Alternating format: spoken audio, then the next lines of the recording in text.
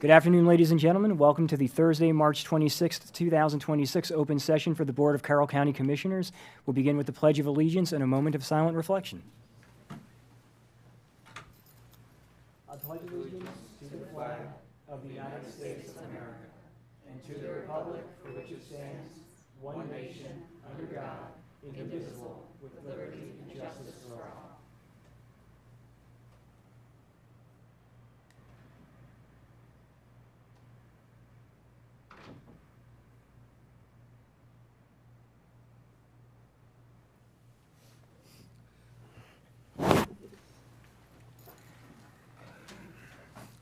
I hope everybody's doing well today. Commissioner Krebs is not with us because she's down in Annapolis representing us on some legislation.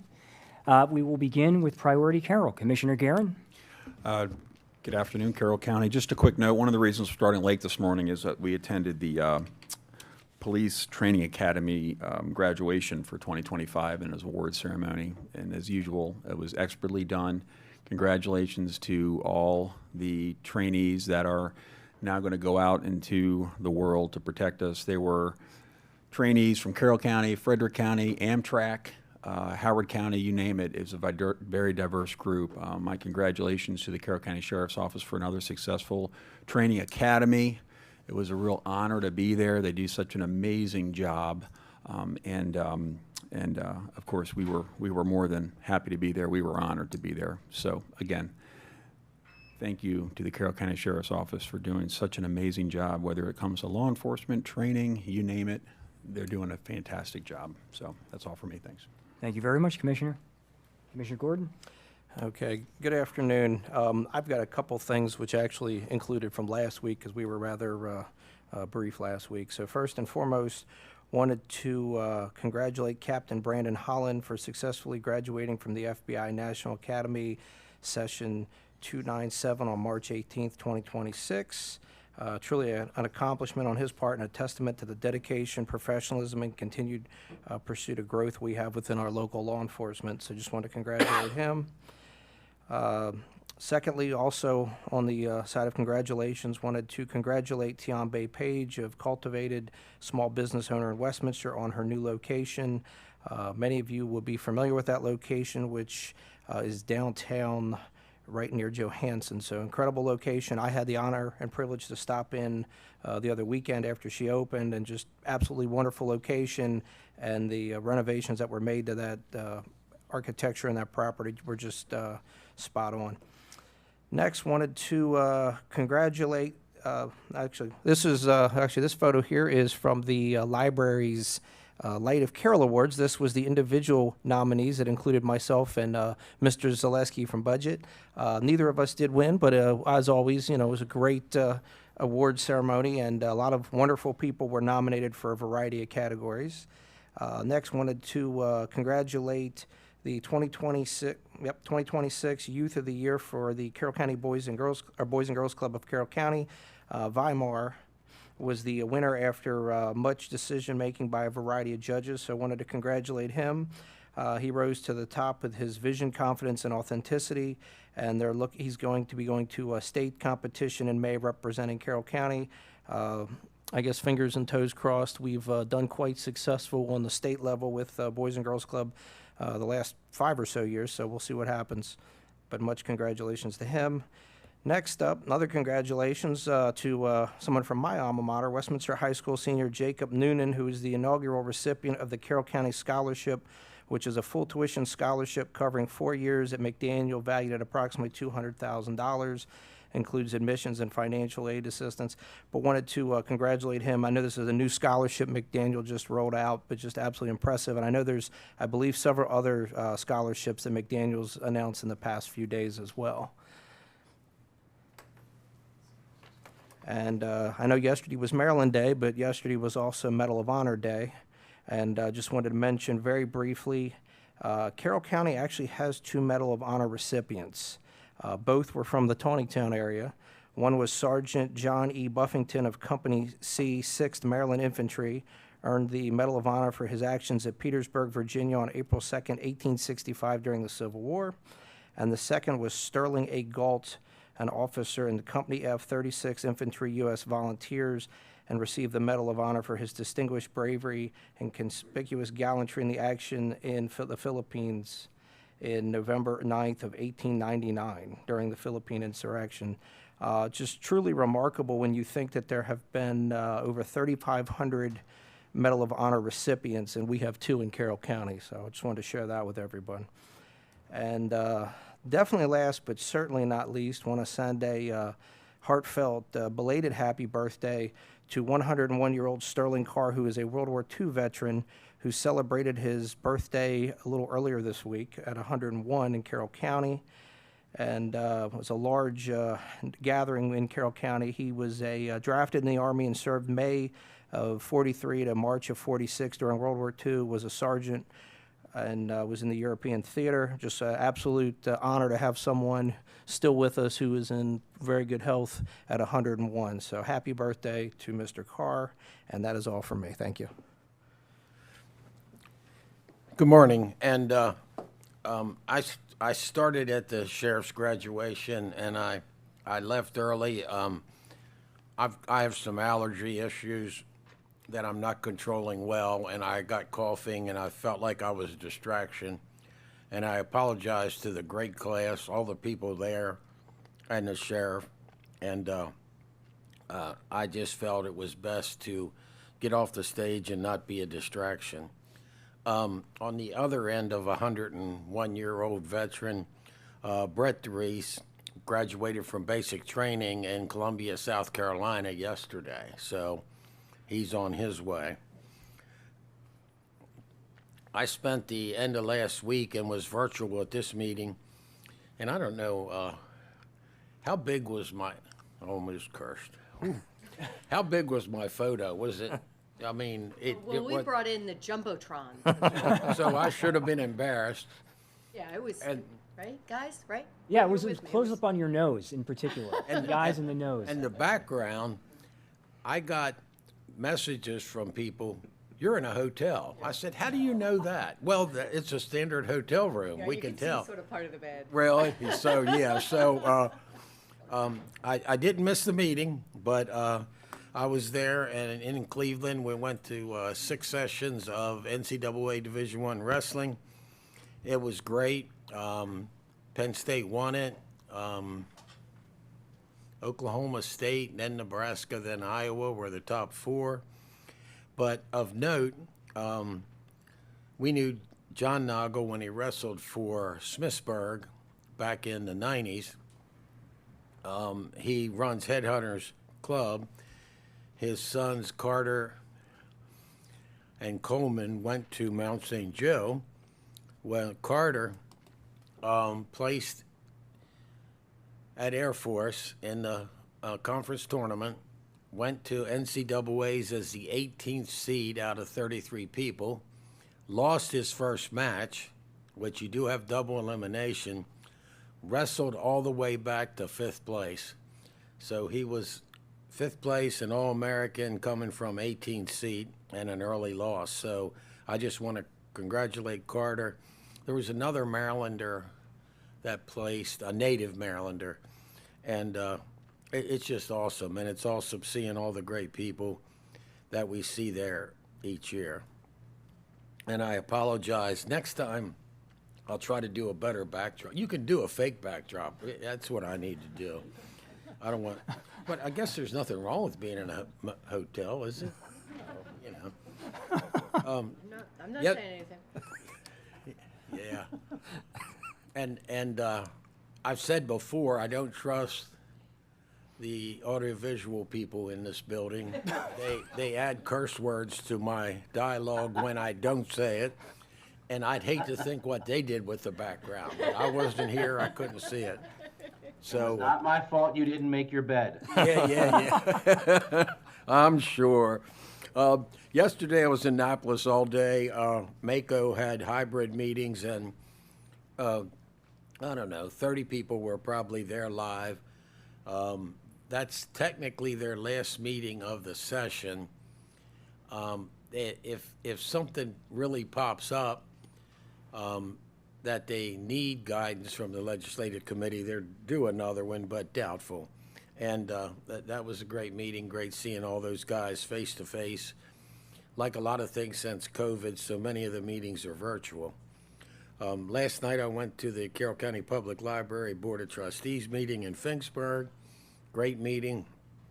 And some students there got awards for their projects and got to pick a book. And we learned more about Finksburg Library. We learned more about the library system, and they do a business meeting. So it was great to be there. Talked to a bunch of taxpayers and interested parties over the time, and that's a good thing about cell phones. On a 6-hour drive to and from Cleveland, I could talk to a lot of people. We started budget and done budget. The Carroll County Public Library, Steve Wance is their president, and they have a great board and a great director, and they probably asked me 50 times last night for money. Which I didn't think was on their agenda, but I guess in being persistent is a good thing. You mentioned a scholarship winner. A lot of scholarships applications are due April 15th, same as tax day.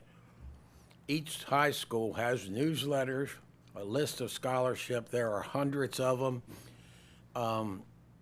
It's a sign of the day, maybe. There's kids that don't want to apply for a $500 or $1,000. Well, it's $500 or $1,000, and you'll find out. I was always broke, waiting for my tax return money to be able to go to the bookstore, but $500 or $1,000 can be quite important. So please check out the scholarships that are available and look for one. Thank you. Thank you very much, Commissioner. Just a couple quick things for me. First, I want to associate myself with Commissioner Guerin's phenomenal comments about the Sheriff's Academy graduation this morning. It really was a pleasure to attend. Very well done. And I'm grateful that there are still men and women who are willing to step up and put on a uniform despite the prevailing public opinion against law enforcement in certain places. Not here, but in certain places. So I have nothing but the best for them and prayers for them in their endeavors. So this week I also had the pleasure of attending the regular Commission on Aging and Disabilities, and as always, fantastic.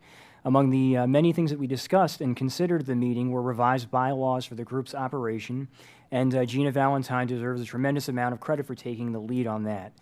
There was also some concern about the potential for the state cutting funding for disabilities, and so I made sure to let the Commission know that we have all written and actively are opposing the state's cuts to that part of their budget, joining other counties, groups, and organizations in doing so. And excitingly, the funding that we included in this year's fiscal budget for the work at Tawnytown Senior Center is underway with a target completion date of next month.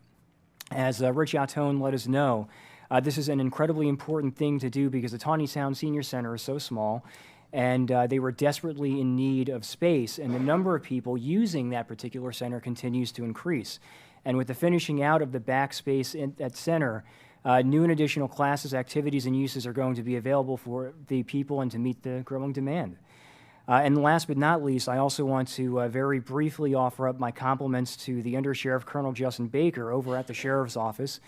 During the Commission on Aging and Disabilities yesterday, one of the commissioner members needed some assistance, and so I got in touch with the Sheriff's Office, and right away Colonel Baker came over to immediately and successfully provide the assistance with a tremendous amount of professionalism, kindness, and understanding.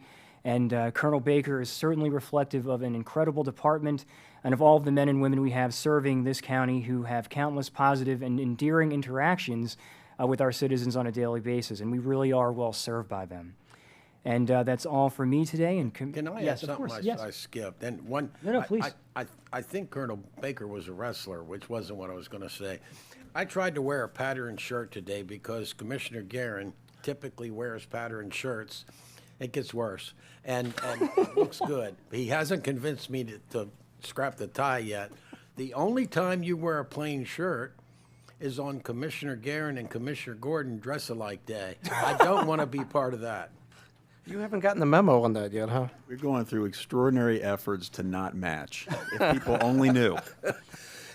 Hey, Chris, for the next open session, can you find that meeting where Commissioner Gordon and Commissioner Garin matched and pull that photo up, maybe a still image of that? Deny, that motion's denied.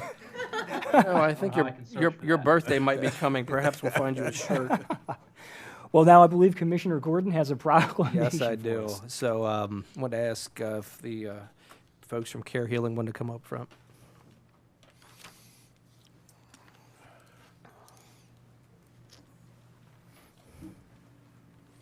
Good afternoon, Commissioner. Good afternoon. Good afternoon.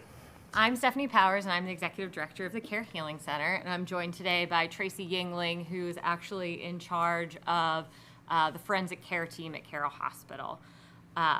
We're coming today because April is Sexual Assault Awareness Month, and there's going to be a proclamation for this. But we just wanted to let you know that your continued support, we're sending a powerful message through Carroll County that survivors matter here. Statistically speaking, someone impacted by sexual violence is always in the room. Every day, survivors are present in conversations where instances of sexual harm are discussed, whether it's in the news, TV, movies, online, or just in everyday dialogue. They hear people question survivors' choices, their credibility, and their truth, while also minimizing the impact of speaking casually about scenarios or experiences. In those moments, survivors are not just hearing a conversation, they're quietly assessing whether or not they're in a space that is safe for them. The way we speak about sexual violence and survivors shapes whether others feel safe enough to share their own experiences. It shapes whether victims seek help.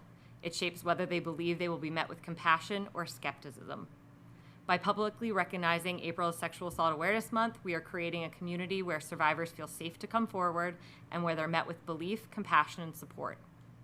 We are showing that we are a community that listens, a community that believes, and a community that stands beside survivors, not just in April, but every day. In an effort to bring awareness to all of Carroll County, you'll start to notice that our agency is going to be painting the town's teal as part of our Safety and Support Across the County initiative. Next week, you'll start to notice in all of your respective main streets, teal bows going up on all the lampposts. We did it last year in Westminster, and this year all the jurisdictions are going to be getting teal bows on the lampposts. This will be serving as a visual reminder that survivors are here, that support is available, and that this community stands with them. So far this year, the Care Healing Center has supported over 200 survivors. We've taken 218 helpline calls. We've gone on 30 hospital accompaniments. We've done 129 crisis sessions and 660 counseling sessions. This is all work that's not done in a silo, and we're incredibly fortunate that we live in a county where collaboration is not a goal, but it's a reality. These partnerships ensure that when someone experiences one of the worst moments of their life, that they're met with a coordinated, compassionate, and professional response.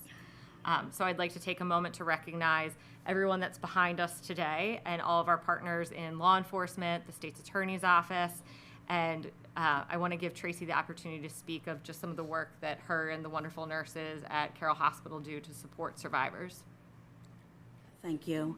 I'm also accompanied by my executive director, Jessica Dell, and Carla DiBartolomeo, who's one of my top forensic nurses. The Carroll Hospital Forensic Care Center was formerly known as the SAFE program. We have proudly served our community since 1999. What began as a small, specialized service for patients who had experienced sexual violence has grown significantly over the years.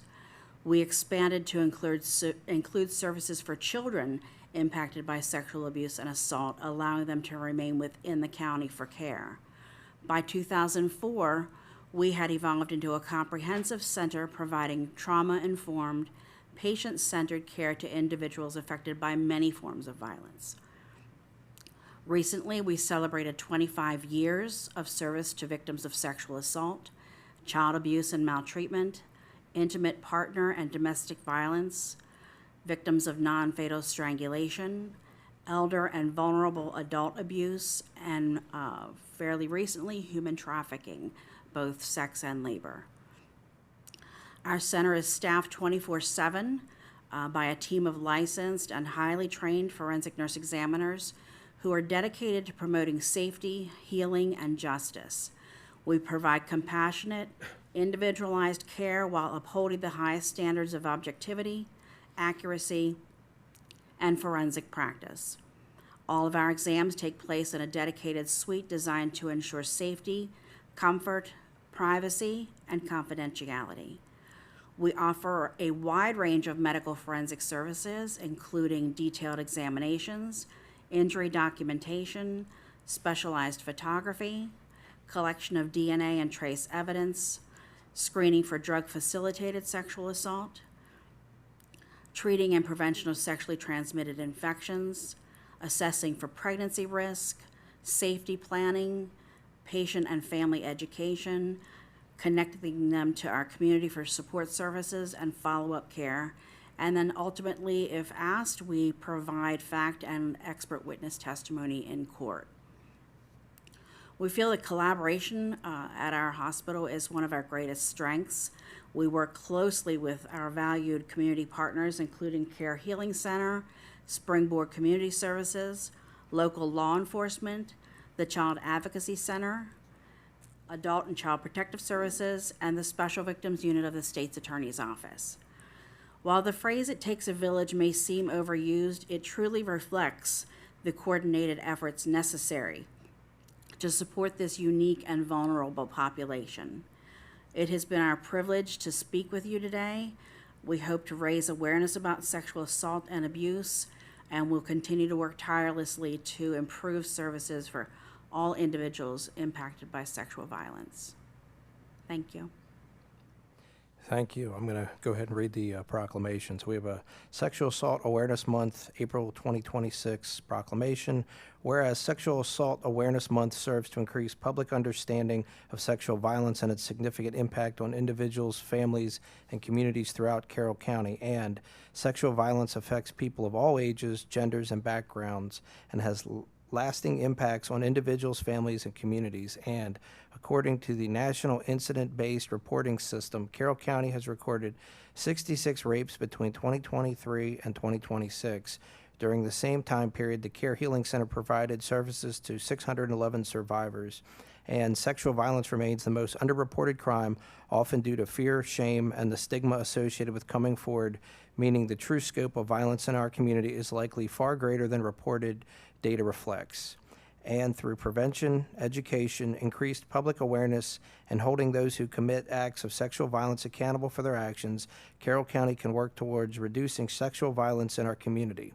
And the Care Healing Center provides vital services to survivors of sexual violence, including a 24-hour helpline, medical and legal accompaniments, crisis intervention, and individual and group counseling services, all free of charge to Carroll County residents.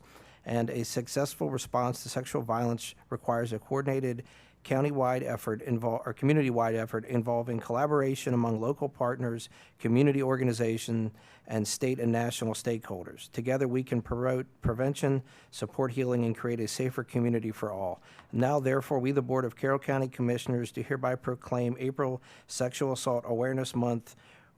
We call upon all community members to speak out when witnessing acts of violence and to promote a culture of respect, safety, and accountability. Adopted this 26th day of March 2026, signed the Board of Carroll County Commissioners. Well, thank you all very much for coming in. I cannot even begin to imagine how difficult what you do has to be on a daily basis, how necessary it is, but how difficult it is to do. So I want to say God bless you for having the capacity to be able to do that.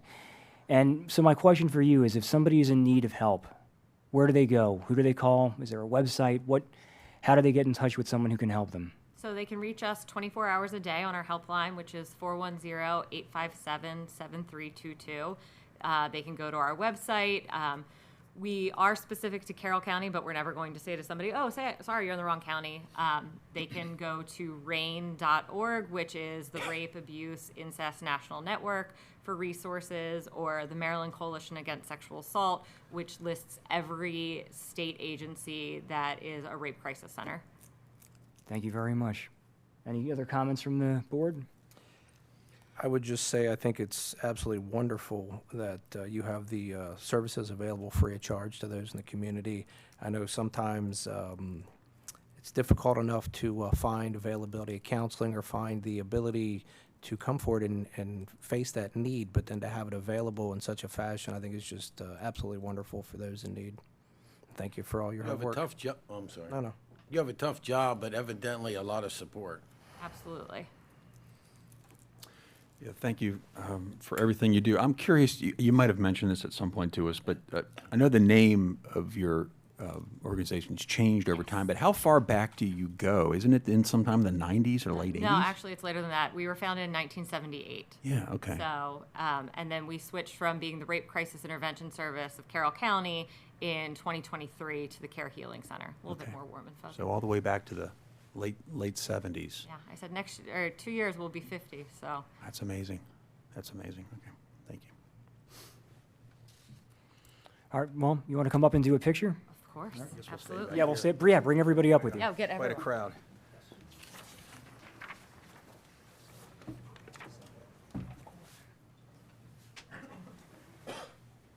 We have a banner, too.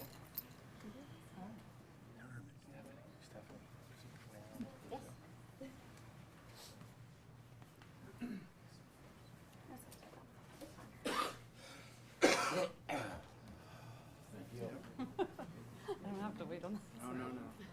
For one of both sides. Mr. Culver, how are you? Good, good, sir.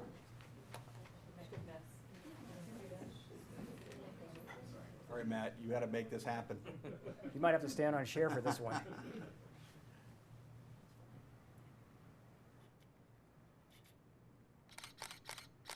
Thank you. Thank you all. Thank you very much. Thank you. Thank you. Stephanie, good seeing you as always. Take it. Thanks for coming in. Never turned down a good call. No. Always got to. See, you made me call, take care. You too. Oh, yeah. Yeah. I didn't know where she ended up. I'll bug her. Thank you. Yeah. All right, up next on our agenda, approval to submit application and acceptance of award for FY27 Maryland Heritage Areas Program Project for the Carroll County Farm Museum Enhanced Visitor Experience Plan.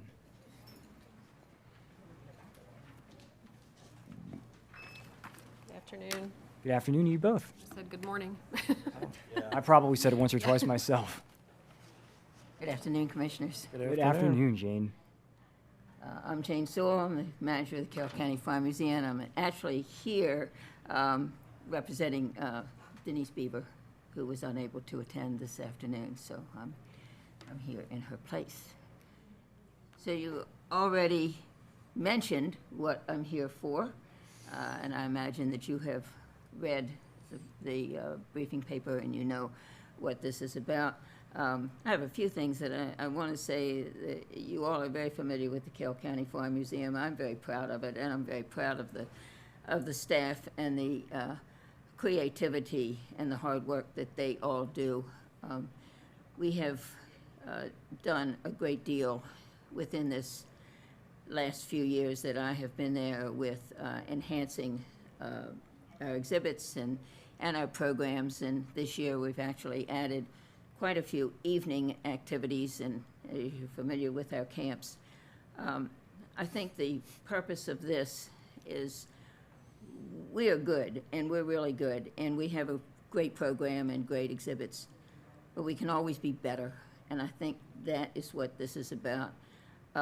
Getting some outside professionalism, someone with museum experience, history experience,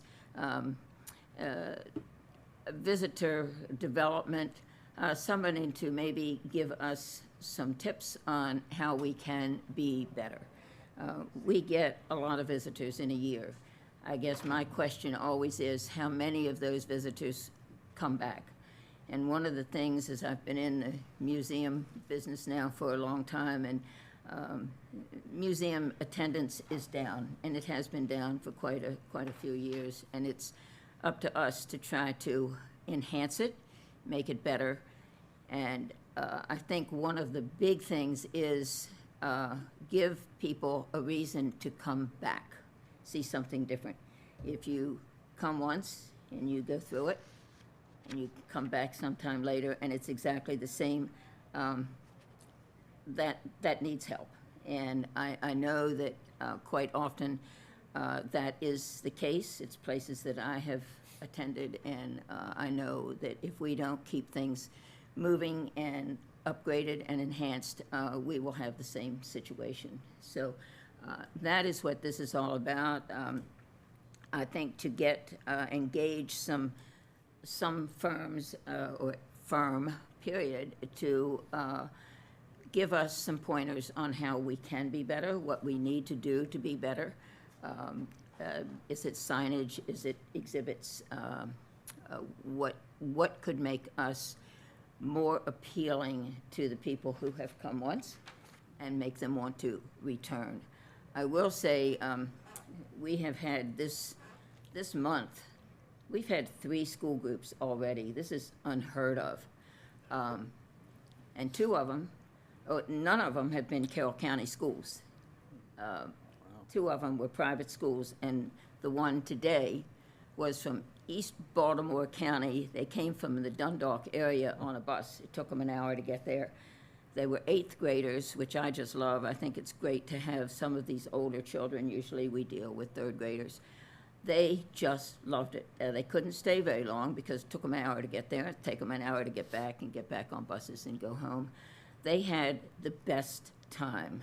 I did make them, since they'd sat on a bus for an hour, I made them run the circle in front of the Farm Museum. Of course, that's the old physical education teacher in me. I feel like that's what you have to do. You get shake off those kinks from sitting for an hour and run. They were great. They were very engaged. They enjoyed everything that we had to offer. And I do think that we do a spectacular job with school groups. We have tremendous numbers starting in April, at least 3 a week, right on through the middle of January. But I guess my happiness is that we have, starting last year, gotten quite a few out of Baltimore County. They've come from Towson, Hereford, now Dundalk.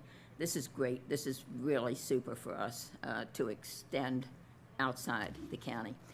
But additionally, we get visitors from all over the world, actually, and all over the county, of course.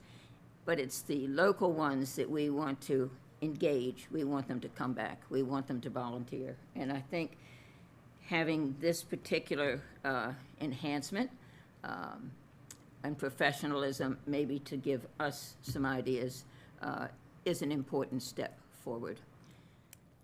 So Jane, if I may ask a couple of questions. Sure. First and foremost, is there a time frame for this when we would have to make a decision about whether or not to submit for the grant? This grant has to be submitted. It was actually, it was given an extension. I believe it is due on Tuesday, the 31st of March. So I guess that kind of negates my second question. I was wondering whether or not the Farm Museum Advisory Board had had a chance to consider and weigh in on this, because, and correct me if I'm wrong, right? There's a $25,000 match that would have to come from the museum. And would that come from the Patrons Fund, or is that there's? It will come from the Patrons Fund, if approved. It will also come from staff time. That does count in matches. Staff time, which will be obviously very useful. And Denise is supposed to meet with the advisory board to present this to them for their approval of the match on April the 8th at our next advisory board meeting. This application, however, is due Tuesday, the finished application. I think if the match is not approved, there's no commitment to this application. It can be withdrawn. Okay, so if we, again, I'm not going to prejudge where my colleagues may vote. So if we did advance this today, everything would come down to approval of the museum board? Yes. Okay. Yes. In other words, if this application goes in and the advisory board does not approve the match, then obviously it cannot move forward. So, a couple quick questions. So, it notes that the grant application is for $25,000 plus. Is there a She did not specified have an number? exact number because she had not gotten bids on this from the, I think it would need to be, is it 3? Yes, yeah, so there was an original cost estimate that is being developed, and then it would go out under the procurement rules. There would be Three three bids. official bids solicited for the services. Now- But there's a cost estimate needed for the Sure, application. no, I understand. Now, for clarification, when you said she, do you mean Denise needed to get those bids, or who was pulling those bids in? Denise is putting through the application. Okay. See, now, here's the other question I have, just looking at this. Just when was this initially known about? I know you said there was an extension, It was due around the 1st of March. Yeah, there but I was, guess my question is, when was this first released that this was available in any fashion? Not about when was it due, but when, I mean, did we know 6 months ago, 3 months ago? No, I want to say early February. Okay. So it has not been open for, some grants have a very long window of application period. This one, I Sure. believe it was February, early February. Okay.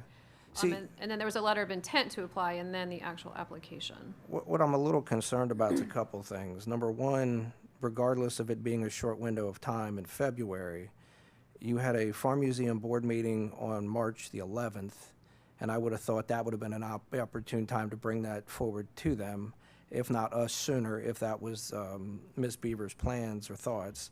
Secondly, I don't like the 25 plus. That's so nebulous. I mean, that could be 25, that could be 35, that could be 50. I don't know what that 25 plus means.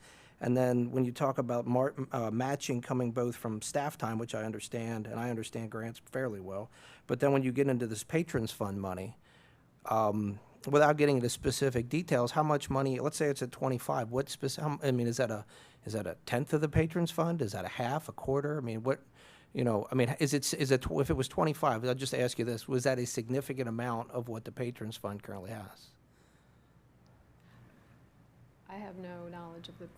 Of in the how grant, much, yeah. I'm not asking for a total, I don't want to get into that today, but I'm saying, would 25 be a significant amount of the patrons fund utilized in this fashion? it's not a huge amount, no.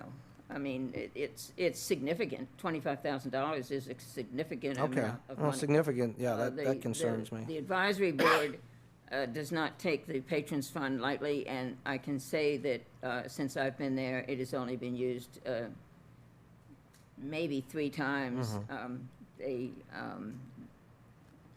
It's nice that you can use staff time Yeah. yes. as it. And that- How that- much staff time do you think you'll use? Well, we would be using the curator, the docents. Obviously, my maintenance staff is involved in anything that we would have to do if it would be signage. So significant staff time would be And needed. staff time you're already paying. Yeah. So Yes. it's a luxury that counts towards this. Yes, that is, Gotcha. exactly. Now, do you know how that breaks into the numbers? I mean, is it, is what is 10 I don't hours? know now because I don't know what these professionals would be suggesting that we do. See, I'm curious as to that. I know with some nonprofits, they'll put in for grants and, does an hour equal X number of dollars? Is it 10 hours equals X?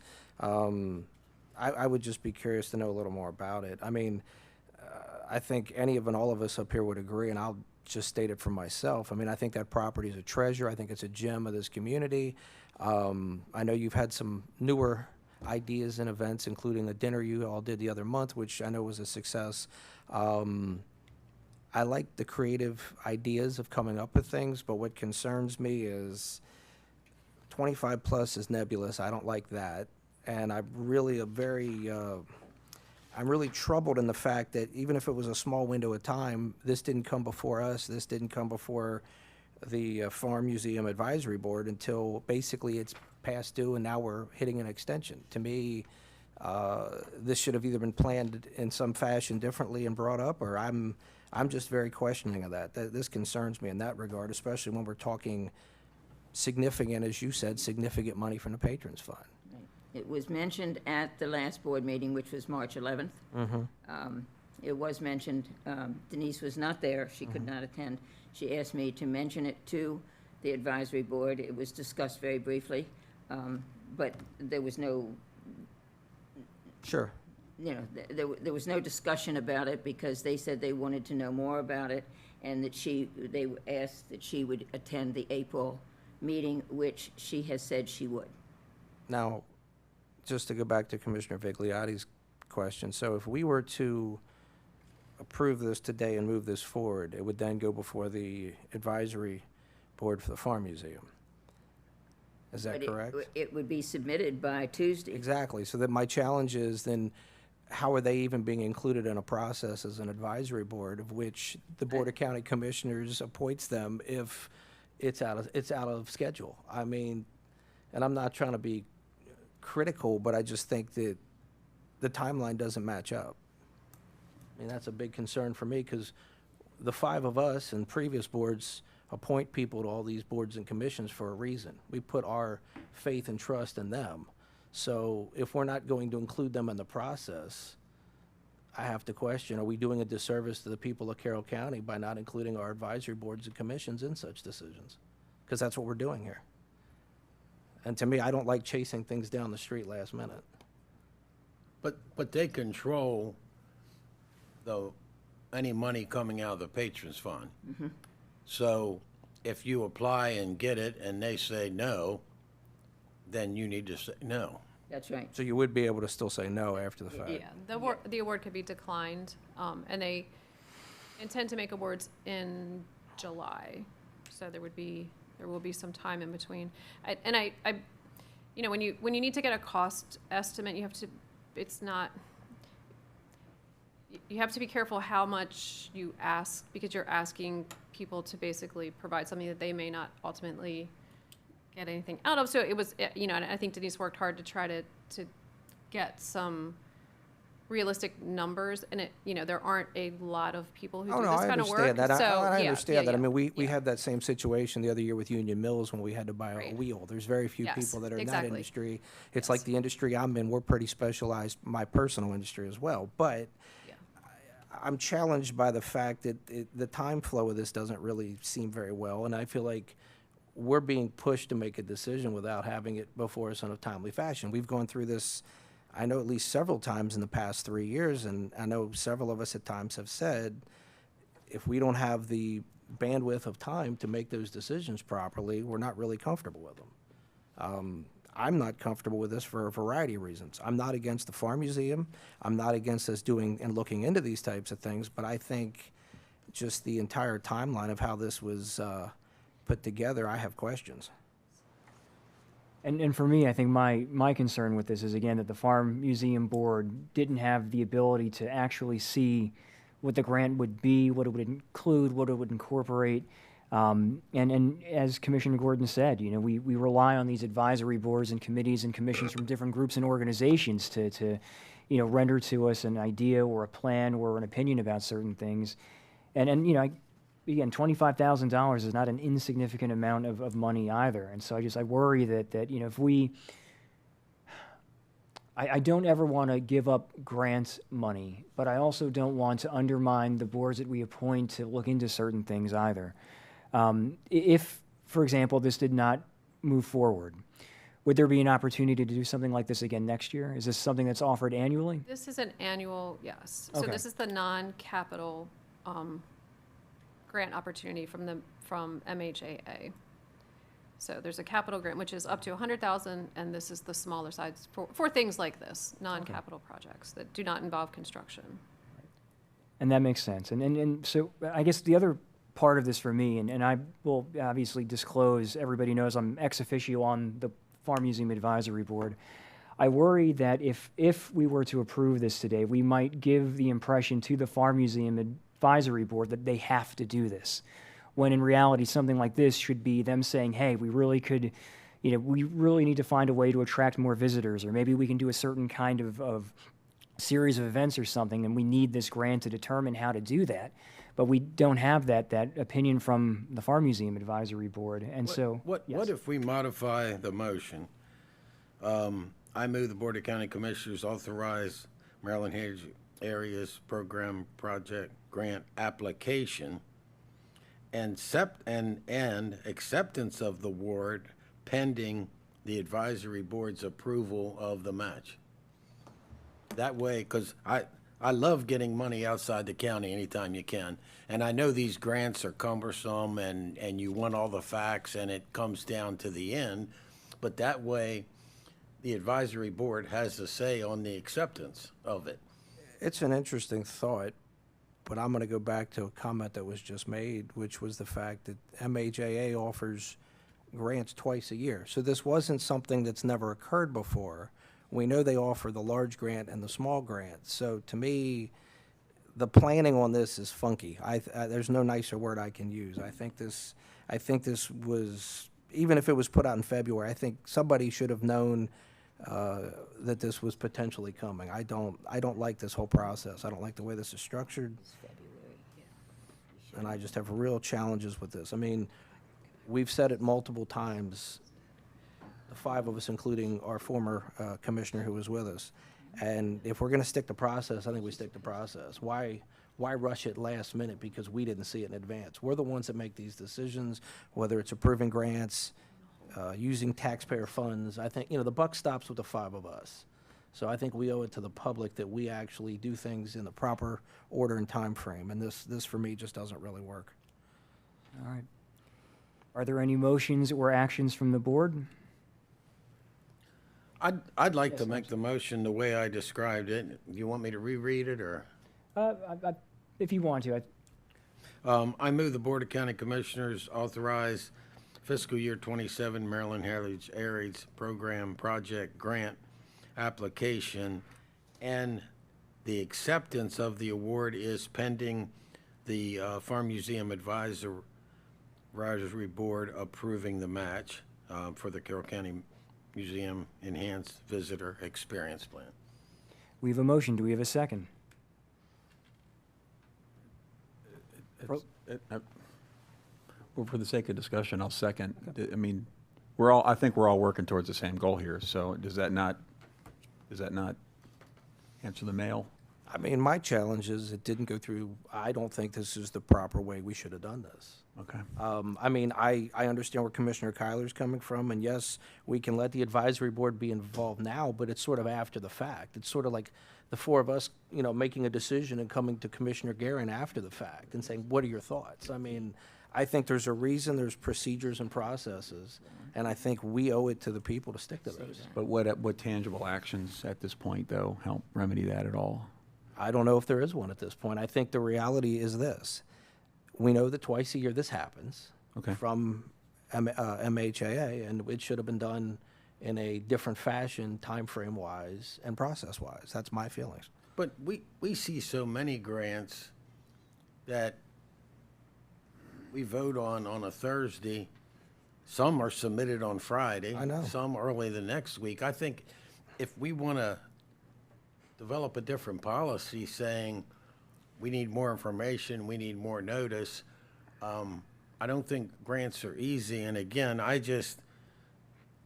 don't want to give away 25 grand from some outside the county to make a statement. I'm not trying to make a statement. No, I understand. I just think procedurally, we did this 2-3 months ago on another one. If memory serves, I know we did it because we kicked it out, I think, at least a week. And when we asked, we were told we've only got like 9 days. Yep. I'm sorry, but to me, that's not how we should operate. If we're going to be reactive, we're not leading. And to me, I don't want to react. I'm with you on not wanting to leave money on the table, but I think there's a reason there's process. We have the right people in place in various departments, people that run our departments, and it's their duty and job to make sure that they run it in that fashion. And I don't think this meets that. And I'd be curious, so many of our boards are advisory boards, and I'd be curious what you think their opinion, do they normally approve submittal of a grant, or how much should they do and should they not do? It's just Are you asking me that Sure. question? Yeah, well, this particular advisory board is extremely cautious. As I say, since I've been there, which is 4 years, we have only used Patrons Fund money maybe 3 times. It is not, I know I'm supposed to put And an they annual would have to spending approve plan that. out, There is not a spending plan. They don't look to spend that money. That is basically a cushion that we have in the case of something that the county can't afford to do, that the But board could. if this ends up being 30 grand and staff time equals 15, so you need another 15, the advisory board would have to approve that. They wouldn't have to, but they could. But could you draw the money if they don't? No. So you need them to approve it. The advisory to make board these- controls as long, and the manager, but not one without the other. Go ahead and see. You know, I don't want to speak for Denise, but I know in her conversations with the people at the state she's been working with, there was a lot of back and forth, and I think the getting to that cost estimate is really what is, you know, that was not easy. So I think that not having that specific dollar number, you know, at the last minute is challenging, but you know, she has been in conversation with the state about this, and I think the recommendation to seek, not at the bid time, but in advance of submitting the application, seek someone to provide a cost estimate, you know, was not easy. So I think that has ultimately led us to kind of, not last minute intentionally, but just getting those pieces in place Well, and then, on the recommendation of the state to get, you know, to seek some professional guidance around something like a visitor enhancement plan. but we're actually missing a bigger piece of this that isn't including in the briefing paper. So this is to hire a consultant to come in at 25,000 plus a match, so let's just say easy 50, to make opinions. Well, that's just the plan. That doesn't include what the expectations or beliefs from said consultant would be. So would that then be another 50,000 we would spend on the Farm Museum, another 100,000? I mean, there's a lot of consulting companies that come up with some really great ideas that could spend you into significant money. But again, I just go back to my initial comments. I don't like the timeline of this. I think this needed more discussion than what it's getting today. I will make one more comment. When the advisory board meets on the 8th of April, and if they would deny the funds, that grant can be withdrawn. That application would have to be withdrawn because there would be no funding for it. Now, again, this But is, the application is actually due from everything that was given to me. I did not apply for this grant, but that it is due on, it got an extension anyway, and it is due on Tuesday. And I think that was a general extension, not just for Carroll County. That was an extension by the granting agency, not specifically for Carroll County. Okay. So that's the official deadline for all applicants.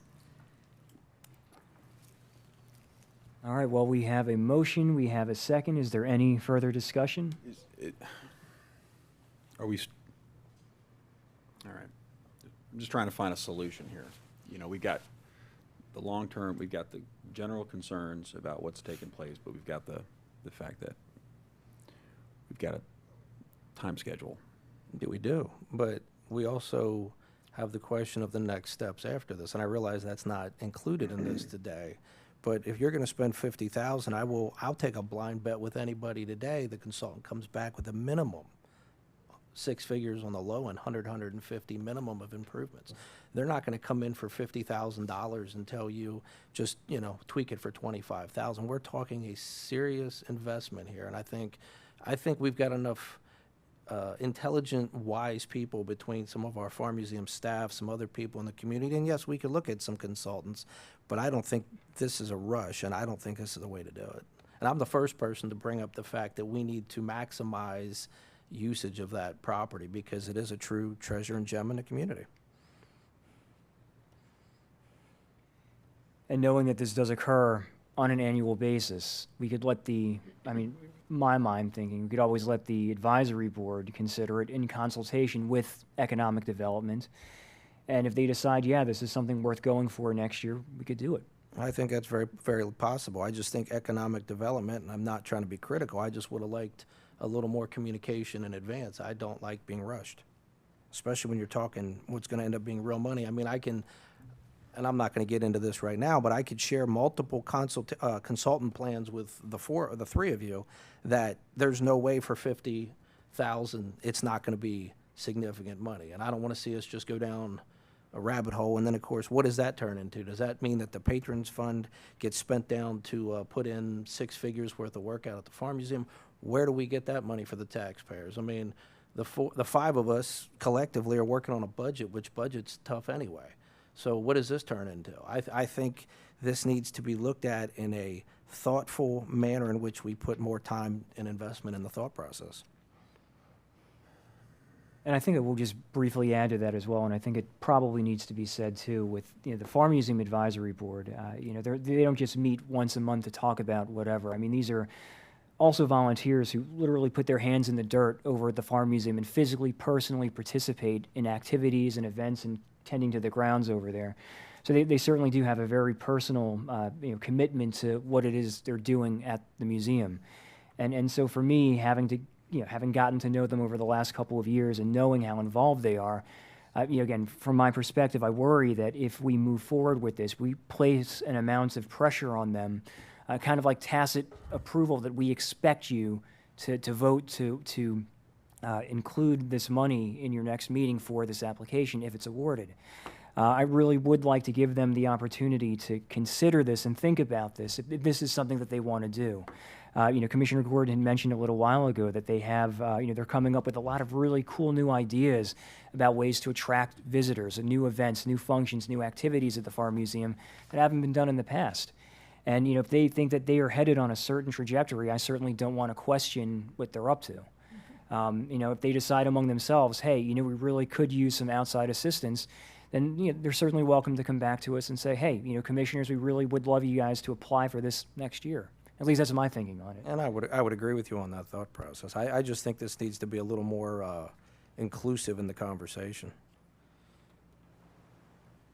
All right, is there any further discussion?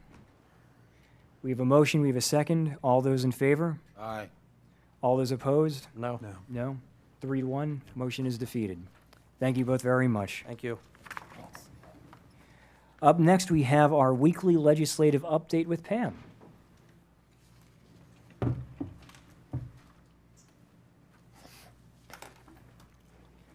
Good afternoon, Pam. How are you? Good afternoon. Nice to see you. You too. Nice to see you all today. So, where are we? We are post-crossover. So, essentially, all of the bills that did not make it from the House to the Senate or vice versa are not moving forward this session. I have a meeting this evening with MACO, and following that meeting over the next day or so, I'm going to update a report that I've been working on to you that includes a list of all of the bills that failed to pass over, as well as those that were successful. I'm going to highlight some of those for you here today that I know you're most interested in, but it's going to be a very long list, essentially, that's coming to your inbox. So when you see it, feel free to skim. I'm going to try to keep it as simple and organized as possible, just so you can get an idea at the high level. But I wanted to touch on a few things just to let you know where they stood for the issues that I know are the highest priority that we've been tracking. And also note that the budget did pass the House today and the BRF as well. So it's now moving to conference committee, and I know our budget office is working on that. So we can continue to monitor where things are headed and weigh in if we need to on anything specific. And on the same financial lines, our public facilities bond bill is moving around nicely. It's still alive. It's going forward. I'll let you know when it passes. And also, the unpaid property tax bill this year has passed both the House and the Senate version. So we have good signs ahead for those two pieces of legislation. The district planning legislation will not pass from what I'm hearing and has not moved forward this session. There were just some concerns overall about, from committee members, about how that particular bill conflicted with some of the governor's priorities, and it got held up as a result. We are still monitoring the Senate Bill 449, which is the Workers' Compensation, Heart Disease, and Hypertension Presumption and permanent partial disability bill for Carroll County Correctional Deputies that has moved forward, and we'll have another hearing in the opposite chamber. The Public Safety Law Enforcement Officers Prohibition on Face Coverings bill is also moving forward from the Senate to the House, and we're looking ahead for a judiciary hearing. The No Kings Act, Senate Bill 346, is also going to have another hearing in the judiciary and is moving forward. Going through, because I don't want to read you all, like 400 that we're tracking here. The Senate Bill 848, which is municipal elections, reporting of information to the State Board of Election Requirements bill, is moving forward, and there's a hearing next week. There's also a bill, Senate Bill 599, about on-farm organic. Senate Bill 255, which is a Voting Rights Act of 2026 dealing with counties and municipal corporations, crossed over. And the intention of this bill is to avoid any accidental shutout of groups of voters. And from my reading and understanding, as a hypothetical example, if there was 10% or 20% of a population in a particular jurisdiction that was coming out for a particular candidate, but because it was such a low percentage of the population, they want to avoid that those minority groups or other categorized groups would not have a say as a result of that, if I'm articulating that correctly. And it would allow for like changes in how districts are made up or different things so that the process could be looked at with electrical systems so they aren't weakened. I hope I made sense with that because it's a little bit tongue-tying.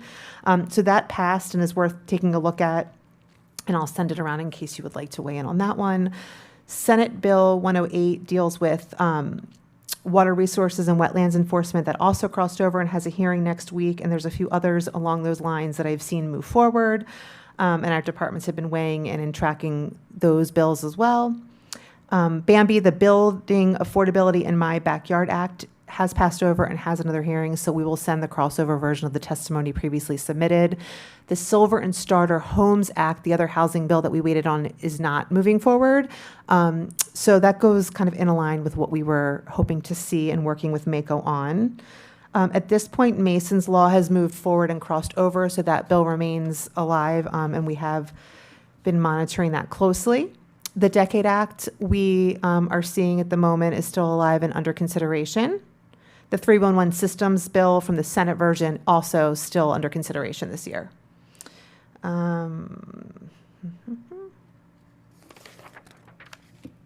Hunting. So the Delegate Boyce bill has crossed over, and I've been communicating with Senator Reedy, and he's open to looking at an amendment, which would basically be the bill that we were proposing that we didn't get in time last minute, that one-liner. The way I've looked at it, it could just be written as an amendment because it's that simple to Delegate Boyce's bill and accomplish the same thing. So I'm waiting to hear back from his office whether he wants me to contact amendment office or they're going to, but he's going to see what he can do, and that may accomplish our goal through an amendment and not even a whole vehicle of a bill. So I'll keep you posted there. And I know that bill came up, according to Commissioner Kyler, and if you want to add anything, please do, at yesterday's MACO meeting, where some of the other jurisdictions had other concerns. So there's other amendments coming through that legislation, and when I have a copy of them, I can circulate so you can see as well. Is there anything you wanted to add? I think other jurisdictions, even even Howard, Montgomery, they recognize that deer do a lot of damage. If this were deer, they'd be in favor of it, but they've also asked that evidently some of the counties, you struggle to get permits for deer harvesting and for crop damage. And I didn't know that. They want that added to the bill. We went from no position to support with amendments, and they were some of the amendments. And my opinion, the time was the least of my worries. Most hunters hunted dawn and dusk. They aren't out at lunchtime. Some. And if we get a piece, then we can try to get more. But I was surprised. I heard some liberal members from bigger counties anything we can do to kill more deer would be good. I never thought I'd hear that from them, and that was the mindset. So if we don't make it this year, I think we're making progress. Yes, it seems to be the case. Out of curiosity, real quick, and I might have missed it when I stepped out to grab water. Any movement on the lead bullet bill? You know, I was listening to that on the floor. Let me check and see what happened. Because I was listening to a debate on that, but I don't think I heard the end of it. So I will let you know. That was an interesting debate. I'll email you this afternoon. What is it? They want to ban lead from bullets. First offense is $750. Yeah. They're- It sounds Yes. nicely put. They do some stupid shit in Annapolis. And I gotta I think. second that. something The like this conversation that could I go was hearing, the through. part that I was listening to on that debate, was there was concern about the lead and people eating it, but then other people were saying, don't you just cut the bullet out? And then I just went on to something else because What- it was what- very interesting. What they said it meant was, and everybody has ammunition that has lead in it. Yeah. If you go out and shoot it at a target, at an animal, you can be fined. Right. So they were also talking about the cost differential, and people were concerned about that. So I'll double check and see where that landed I and let appreciate you that. know. And I have to wonder, in Baltimore City, when people were killed with handguns, does it really matter what the ammunition was? I mean, It- isn't this is just so being sad. shot more dangerous than what, I don't, Yeah. I'll shut up. Maybe it's not about bullets. Speaking of bills that are very important, Commissioner Rigliotti, the zebra bill is alive. And it also includes adding kangaroos, wallaroos, and wallabies. Are you serious? But it's about prohibiting the importing into state, offering the sale, trading, bartering, possession, and breeding, that type of topic. It's not like the zoo's in trouble, I think. Okay, all right. But anyway, just, I know I you- pulled that to let you know, because we've been talking about it. We're both worried about that. So where do the kangaroos and the wallabies come into this? Is there like a trade in kangaroos into Maryland? I don't know. I can at some point look into that, but I just pulled the bill to make sure I could let you know if it was still alive. I didn't really look and listen to the hearing because I don't think we have many wallabies in Carroll County unless I'm missing something. I guess I'm missing something too. But there was that hidden community of them in Tawnytown, but we won't talk It's about that. always tiny. Okay. Two other bills I just wanted to brief you on quickly. One, also something you were interested in, Commissioner Rigliotti, was the employment discrimination for fire and rescue public safety employees' use of medical cannabis. That has passed over and is continuing.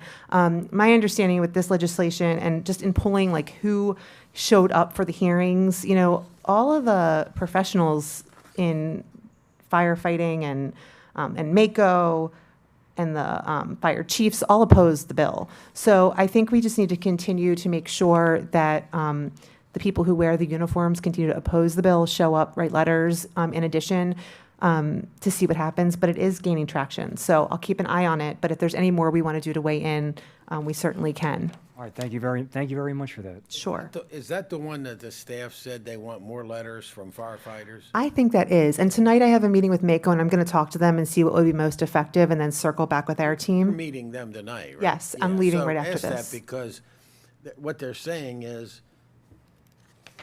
a letter on our letterhead is so-so. If it has a fire truck on the top, people are paying attention. Got it. Yes. So because it's going to create havoc. Yeah, I mean, it's just from my personal read of this, I just think it's concerning, you know, to have someone impaired in any way at all going into a fire.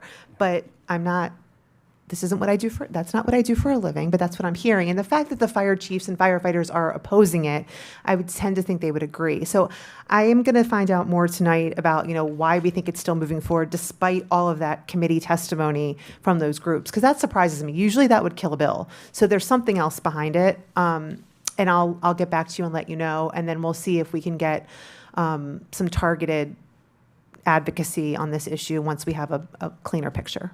Perfect. Thank you very much. Sure. And then the last bill I wanted to tell you about, where is it? I had it on here.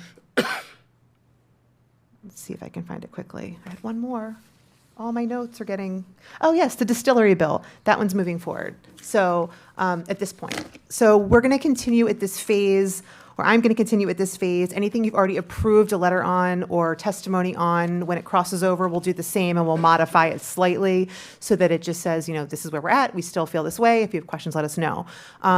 If there's anything else that I see that maybe we didn't weigh in on for whatever reason, but we could still impact now, you might hear from me and it'll all be moving quickly. Like it moves very quickly now. If you see something else that we haven't weighed on, let me know. And we'll do our best to get things in either as testimony or as letters. I think that we're in the final home stretch, but this is when kind of the amendments get slipped in. This is when bills kind of start to become really important to be on top of the issues that matter. So we all need to make sure that we're communicating quickly so that if we see something getting moved in, because I've heard a few rumors of a few issues of that happening, so you may hear about those later, that we want to make sure are successful or unsuccessful, particularly as they go into conference committee, for the budget and the BRFA and some of these larger bills like the Relief Act that we weighed in on last week. Some of that just gets put together really quickly and you don't have a lot of room to advocate or move things, but it is still important to put things on the record, I think. So that's what I have for you today. Any other questions or concerns? The starter and Silver Homes bill, which does appear to be going nowhere this year. Yes. My understanding is that some of the key provisions of that bill may still show up in some other omnibus forms of legislation about housing later on. So I'm sure the delegation is paying attention to all that, but it sounds like that's what might happen. Yeah, that's kind of what they try to do at this phase when a bill in its own has gotten too much negative attention. And also, as Commissioner Kyler told me yesterday when he attended one of the MACO Legislative Committee meetings that I couldn't be at, that everyone's looking ahead at next session as well as just a lot of doom and gloom. So we're going to have our work cut out for us, I think, leading through the interim to make sure that we really don't just ignore some of the issues that we stopped this year from moving forward with other counties and really get prepared to talk about impacts on Carroll and why things matter so that we can be mindful of whatever future administrations try to move forward on those topics. And something I'd like us to think about, not decide today, but some of the delegation has mentioned it. Some of the longtime Annapolis people have mentioned it. Some lobbyists have mentioned it. I don't know where we are with budget for Pam and for the office down there. This session, it was particularly hard to meet people during the session. And what, like MACO praised the new committee this year and that chairperson, and they said, we need to meet her, but we probably can't do it till the session's over. So I would like to see us have Pam meet some committee chair people, do some stuff off the session. It's one thing to do it all on the session, and I know she's considered part-time and it probably wouldn't take a day a week on the off, but I don't know where we're at with it. It would be nice to have the office. It's handy, but I don't know how much it costs. And yeah, it was funny. The landlord stopped yesterday, and I was on the phone. Who'd have thought? He goes, "Are you waiting for somebody?" I said, "No, I'm talking on the phone." Well, why are you here? And I said, "Well, I'm going to unlock that door and go into the front office."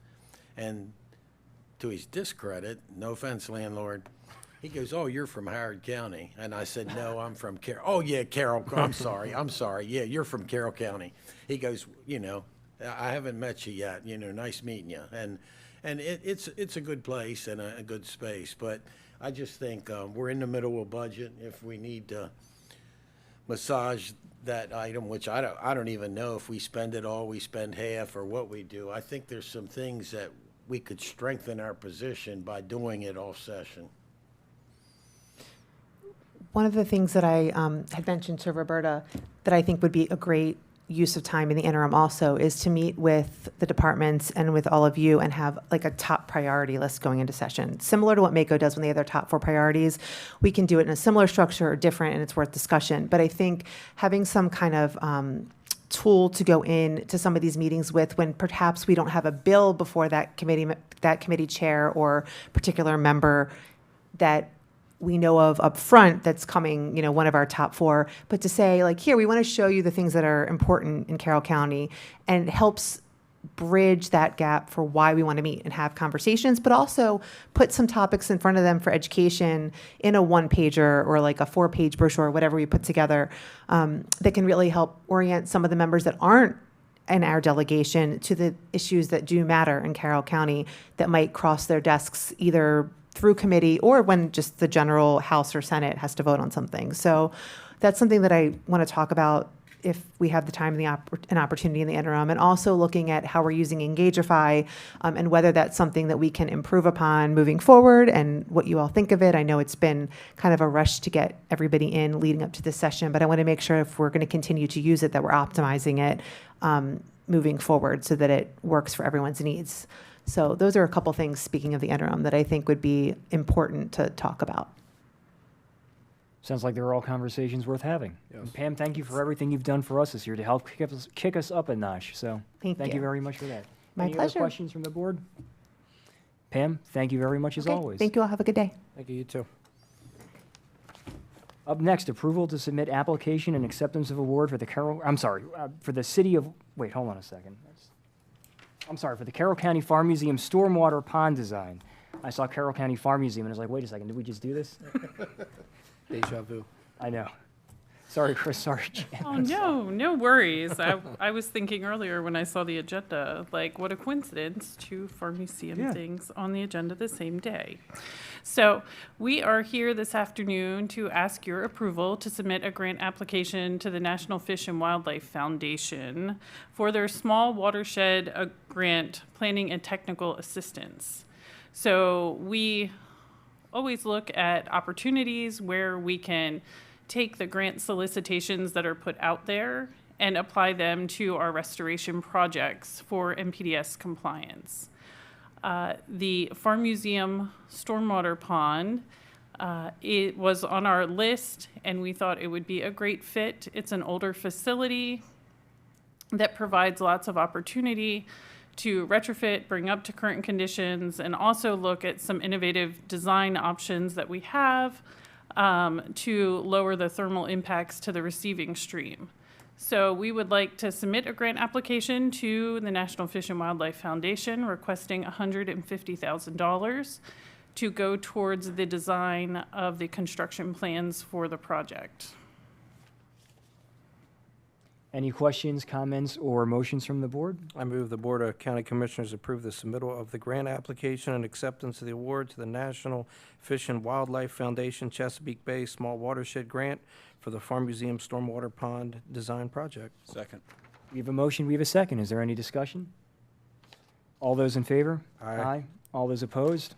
Motion carries. Thank you both Thank you very so much. much. Very much. Can I keep you to a second? Absolutely. Did you see my email?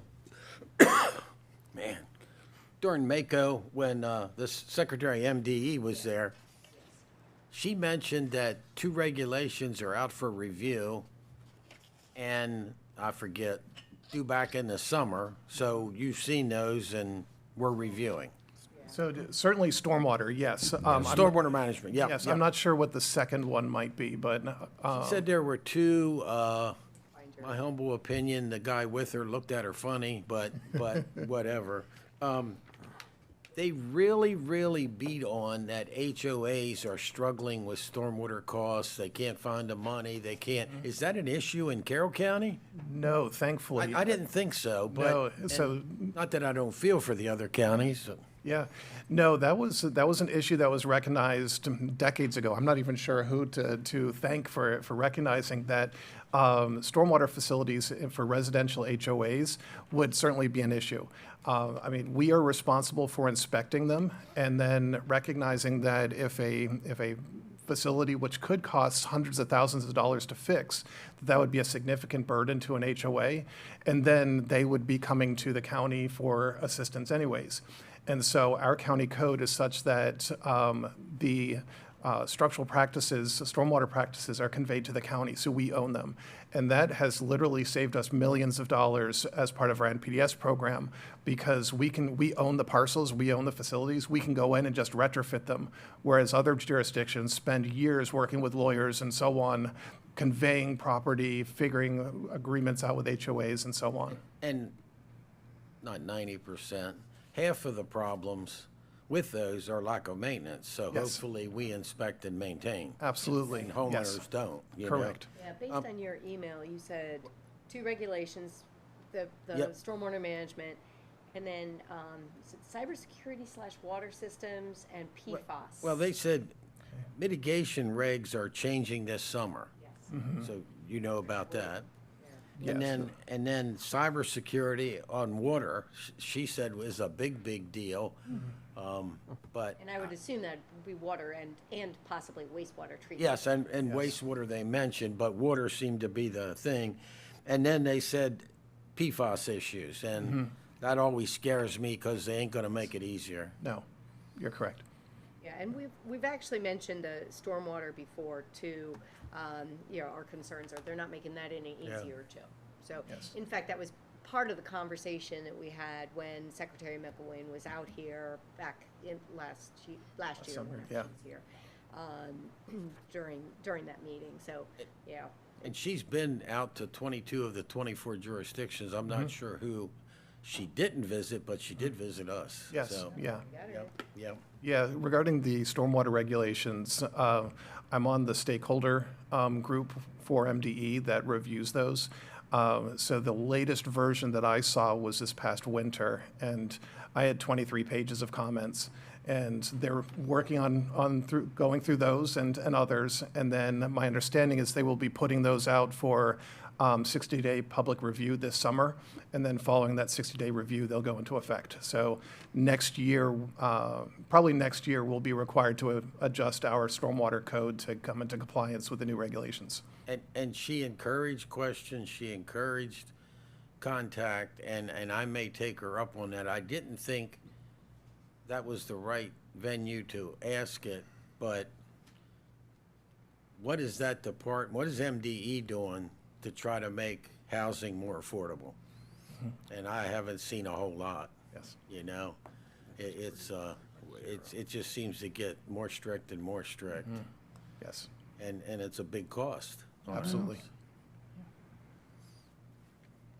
Any other questions, And comments? yeah, so thanks for letting me bring up the email. Any other questions, comments from the board? All right, thank you Great. both very much. Thank you. Thank you. Up next, we have I briefing. had you captive, I wanted to ask. Up next, we have briefing discussion decision on the comment letter for the City of Westminster Annexation Number 72, Patamy LLC, and I hope I am pronouncing that correctly. If I'm not, forgive me. I think that's how it's pronounced. Good afternoon. Good afternoon. We are, like you said, here to present the Planning and Zoning Commission recommendation for Westminster Annexation 72, Patamy LLC. So I will turn it over to Carlisle to present it to you. Good afternoon, Commissioners. Good afternoon. Patamy LLC, Westminster Annexation Number 72, is located at 10 Sullivan Road in the 7th Election District and the 3rd Commissioner District. This area is, it's the Sheetz convenience store that's under construction. That the project has gone through the site development process in communication with Westminster and in the assumption that it will be annexed into the city. This is the current street view of the property, the view from Maryland 140 westbound, and then the view from the east from Sullivan Road.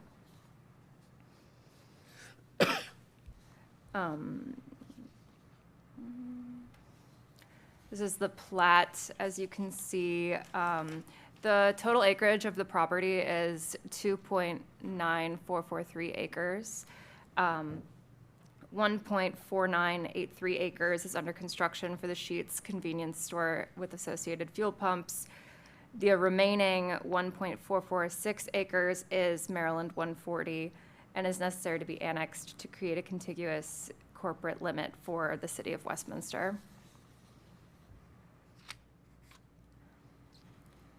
It's the layout of the property with the context of the growth area for Westminster. As you can see, it's just outside the corporate limits and located within the growth area for Westminster.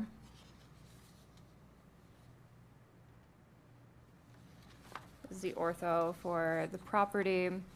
They're requesting the annexation to obtain additional water necessary, approximately 1,332 gallons of water per day, to construct and operate a convenience store and gas pumps.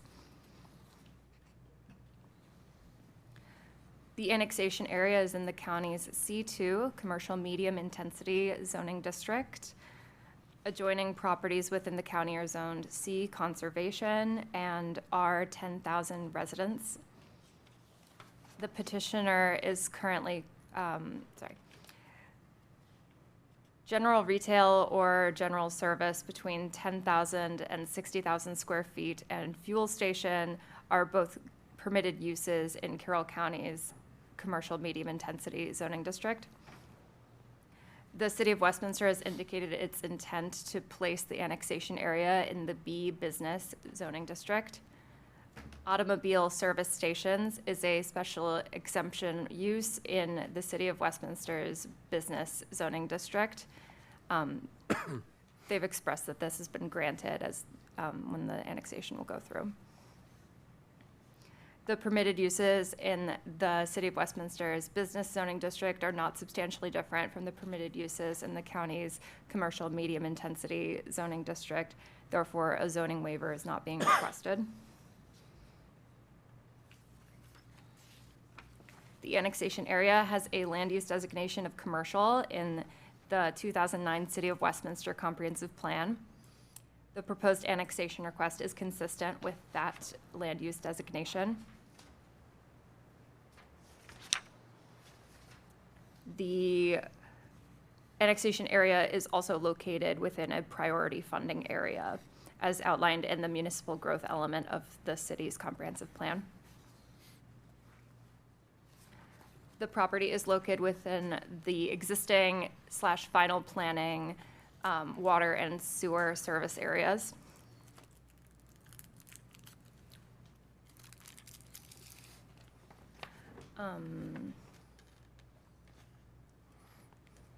In the agency referral process, we reached out to different agencies within the county.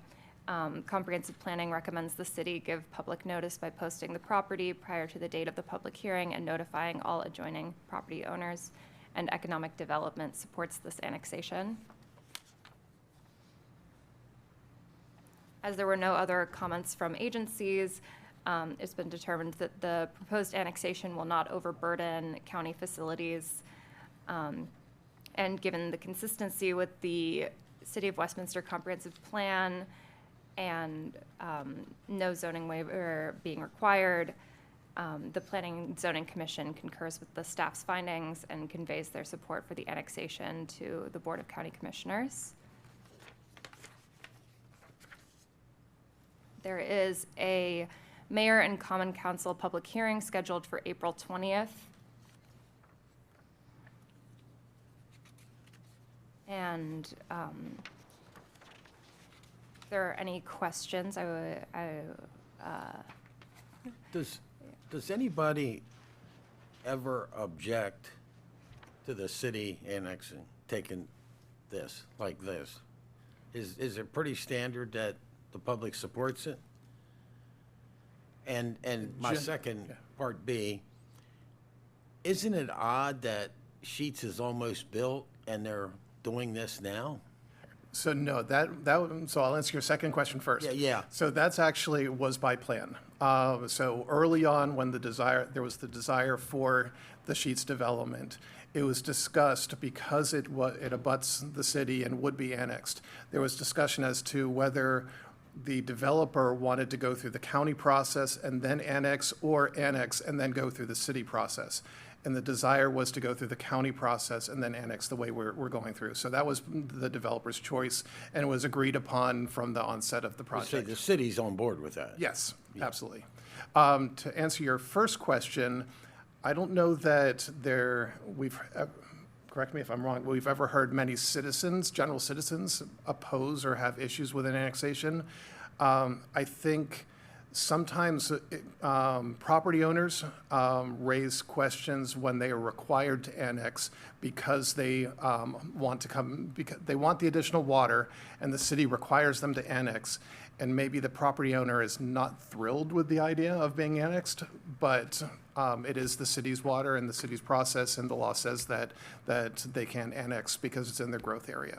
So I would probably add that, generally speaking, the public may not get too involved with annexation questions, but there's one currently underway in Mount Airy that's got tremendous amount of attention.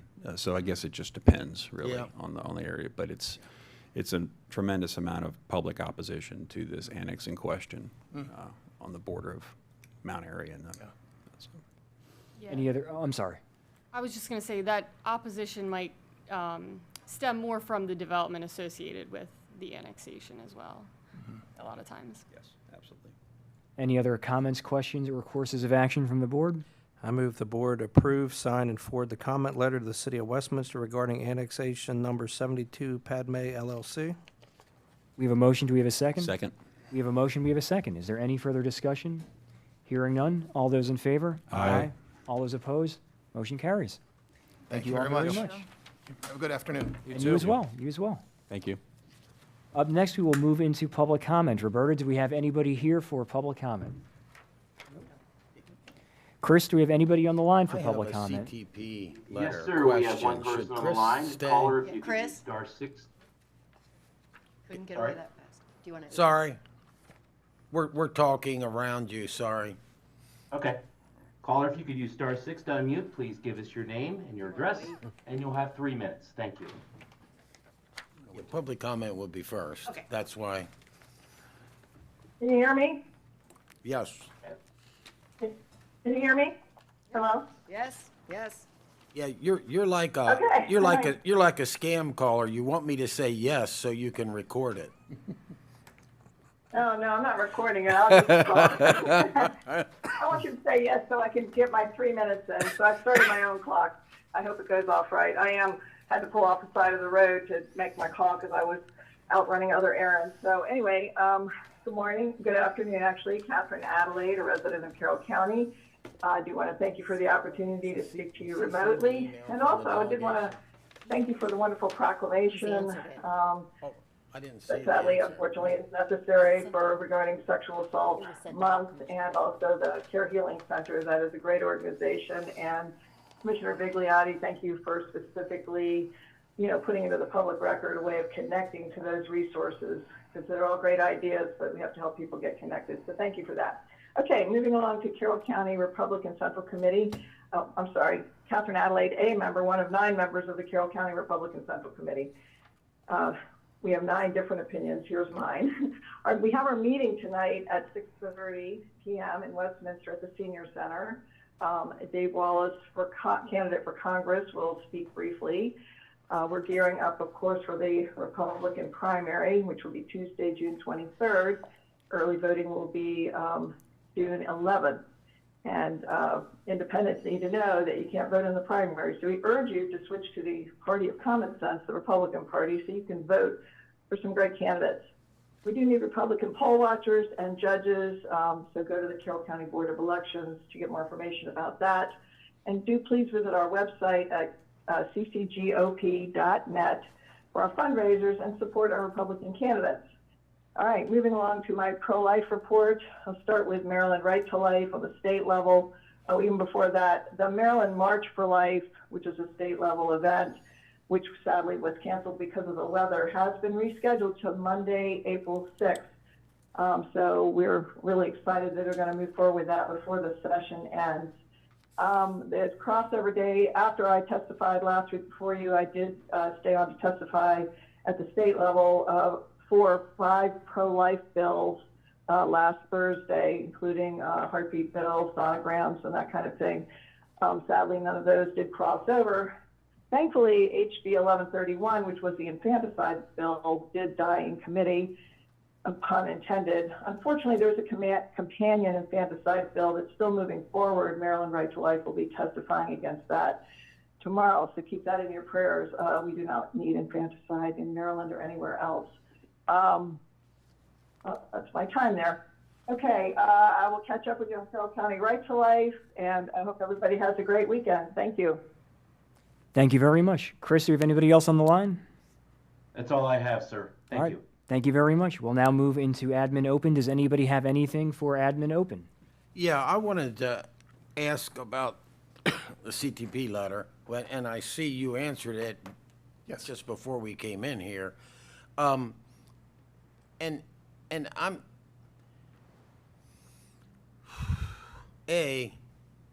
what is it, a 12-page letter? I'm surprised they read it all. But, you know, to me, that's not the proper way to communicate, but I know you guys were advised, but they implied 27 wasn't in there. You're saying it is. Yes. And I mean, that's a dangerous intersection. The state knows about it. Andrew knows about it. We've talked about it. And you said the Tonytown bypass is in there. Yes. So they were just incorrect. So I believe that the concern was that, and the way I interpret the concern, was that we have a list of the top priorities for the county.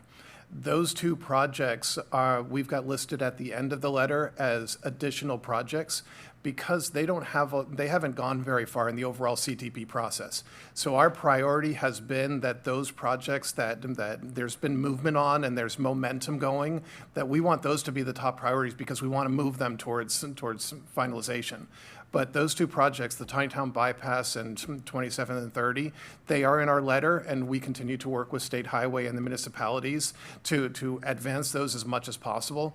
As they gain traction in the CTP process, and whether it's design or planning studies and so on occur for those, they will become part of the list of priorities as other things get accomplished. And we did talk last year, and the delegation did do a letter to the governor pushing both of them. But, and I guess my concern is if they stay as the last 2 also mentioned, are we ever going to get traction? Because they've been that way a couple years. And maybe I should have said more during the process. That I know I'm in a different district. It takes 3 light changes in any of the 3 directions to get through that intersection. There are accidents there. It is a dangerous intersection. I avoid it by going up Westminster Street. There are evenings where I go Old Fort Schoolhouse Road because you can't get to Westminster Street. It's a serious problem. I know the town of Manchester's brought it up anytime the state's been here. I just feel like it lost a lot of traction, and I think it reinforces what I say about a 12-page letter. I'm not sure they read that far. Yeah, but I can assure you that we are continuing to have discussions with State Highway and the town about what kind of the next steps are related to that intersection. Good. And I skimmed your answer. I didn't see it before the meeting, but and it's a good answer. And it was in there. I left Annapolis and got in Finksburg just in time for the 7 o'clock meeting and got home at 10. So no offense, I didn't read the email last night. I don't know why. But, you know, Commissioner Connell, you do make a very sound point, I think, that, you know, maybe next year we need to take a look at moving that intersection and Tonytown bypass further up in the letter, because there are, you know, even though we're trying to get some ground movement on them, there are some pretty significant things that have occurred with both of them, including the Tonytown bypass. So I think maybe, Chris, next year we move them up a bit. Yes, and we can certainly do that. And as you know, the way this process works is that there will be the tour in the fall. And so we can reemphasize that with MDOT when they come here. And then, yes, as we look to the letter for next year, we can certainly adjust priorities. Perfect. Thank you very much for that. And back to that intersection, in the evening, it backs up sometimes past Basler Road. Wow. Because I will do Basler Road to go home, and sometimes I regret that I didn't do Fairmount. It's horrible. And I know Manchester in the late 70s voted against the bypass and fought the state, and so maybe they're getting what they deserve, but it's a shame. That was a lot of years ago, and I was a college kid, and I said, you guys have no foresight. And Hampstead, they're jealous of Hampstead now, but it's too late to do a bypass. I knew you were a planner at heart. Yeah. Hey, Next we'll make him an engineer. Yes. I say a planner, but not an engineer. Thank you. I stayed with math, and I was quite happy. And you guys would say that was too theoretical. Well, thank you very much, Chris. Absolutely. Thanks Thank for you. staying. Sure. Anything else for Thanks admin? for telling me I missed the email. No problem. Anything else for admin open? Hearing nothing, we'll go into our agenda review. Good afternoon, Wanda. Good afternoon. How are you? Good, thank you. All right, so our first week for the week of Monday, March 30th. Monday, March 30th shows nothing. Tuesday, March 31st, we have a proposed budget work session for 9 o'clock a.m., which would be closed. That's moving. Or no, that's all right, that's right, that's, okay, so that's, So at the moment, it's more likely to go, we're 99.9% sure it'll be Wednesday, 9 to 3. okay. Okay. All right. We'll put that on That's your not an calendar. April We're Fool's just Day waiting joke? to hear from Commissioner Krebs. So we can go ahead, you think, and pick which one of the 4 events we want to go to? Yeah. Sorry. Understood. That's all right. Totally. Yeah. Okay. Sorry. So that'll go to Wednesday, and then we will have a number of congressional and senatorial visits that day that each of us will be on certain ones, maybe not all of them, but certain ones. So Wednesday then would be the closed budget workshop, or board work session, excuse me. On Thursday, April 2nd, we will be convening an open session at 9 o'clock a.m., beginning with Priority Carol and the National Child Abuse Prevention Month proclamation, followed by item number 2, our weekly legislative update. Item number 3, because we made a decision about the Padamy annexation, we do not need that next week. So that would bump item number 4 to number 3, which would be a contract award, owner's representative consultant for the Piney Run Dam. Item number 4 at that point would be approval to submit application and acceptance of award for the FY26 MIMS Advanced Life Support Funding. Item number 5 would be the approval to submit application and acceptance of award for the FY26 Community Partnership Agreement. Item number 6 would be a contract award for Family Preservation Services. Item number 7 would be Suicide Intervention and Prevention Services Contract Award. Item number 8 would be 2026 Hot Mix Asphalt Paving Contract Award. Item number 9 would be Spending Authority for Recovered Materials Operations and Transfer to the Department of Public Works, followed by public comments, administrative session open, and agenda review. And then at 1 o'clock p.m., we will be back in a closed budget work session. Friday, April 3rd, county offices are closed in observance of Good Friday. Saturday, April 4th shows nothing. Sunday, which is Easter, Commissioner Guerin has the podcast. Are there any additions, corrections, or amendments to the first week of our agenda? Hearing none, we'll go into the second week for the week of Monday, April 6th. Monday, April 6th shows nothing on the formal calendar. Tuesday, April 7th, we'll be meeting again in a closed budget work session. And then at 6 o'clock p.m. that evening, we will have the second annual DFEMS Awards ceremony in Union Bridge. And it looks like all of us are slated to attend. Commissioner Guerin, are you? Definitely attending. Okay. Wednesday, April 8th, Commissioner Vigliotti will be attending the Farm Advisory Board meeting. Thursday, April 9th, 8 o'clock a.m., closed admin. 9 o'clock a.m., our open session begins. Item number 1, Priority Carol, including Ms. Catherine Nordvet, homeschool teacher. What is that for, just out of curiosity? She's bringing her class here, just be a couple minutes to meet you and watch open session, and then they're going to do some other things in the building, so they asked her. Just make sure, unlike the trick-or-treaters, they don't pull the fire alarm. We'll try not to, yeah, right. Hopefully they'll be a little differently supervised. That was kind of amusing when that happened. Following, we'll have Public Safety Telecommunicators Week proclamation. Item number 2, our weekly legislative update with Pam. Item number 3, extension of deferral on public storage units in District 5, and that will be a public hearing. Item number 4, approval to submit application and acceptance of award for the FY27 Homelessness Solutions Program. Item number 5, contract renewal for VMware vSphere subscription. Item number 6, work session for road design and traffic impact studies. Followed by public comments and administrative session open, agenda review, and at 1:00 p.m. we will be back in a closed budget work session.